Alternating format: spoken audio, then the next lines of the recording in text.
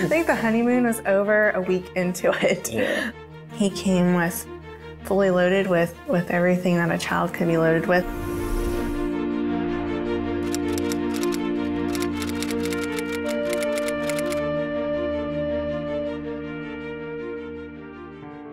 I think our worst moments have been when maybe it is 9 o'clock in the morning and I'm calling Ira frustrated and trying to get a clear head because we have done probably several 45-minute tantrums, and we're talking chairs would fly and ugly things were said.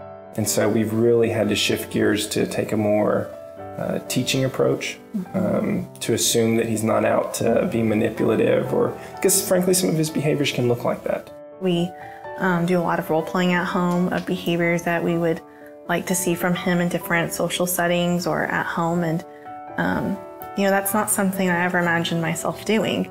I imagined that if we went out in public and I told him to stop, that he would just stop, and if he didn't, I'd give him the mom look, and then he would, quickly be scared and stop. And it doesn't work that way. And this journey has been a revelation for us about ourselves as it has been for our children. And a lot of the healing and growth has been us and not our children. And that's everything from humility of knowing that we have limitations. We all have a breaking point where we get exhausted, we get discouraged. We all need support. We all have baggage from the way that we were parented.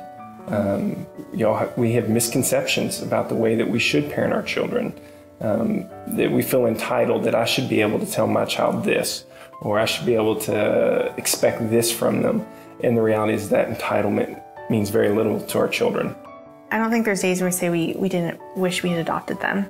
I think there's days where we look at them and we say we wish we didn't struggle like this. We wish it was different. Yeah, we wish that our little boy didn't struggle so much with anxiety or with missing birth parents or not trusting us. It's really important that we look back and see progress. And there almost always is. Lately we've been doing Saturday morning breakfasts at Panera.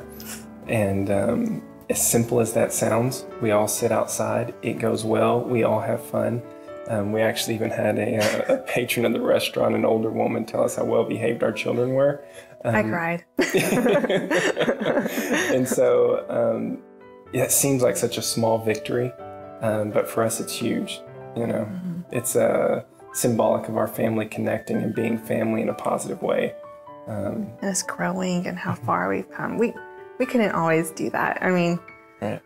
We're masters at doing takeout for a reason.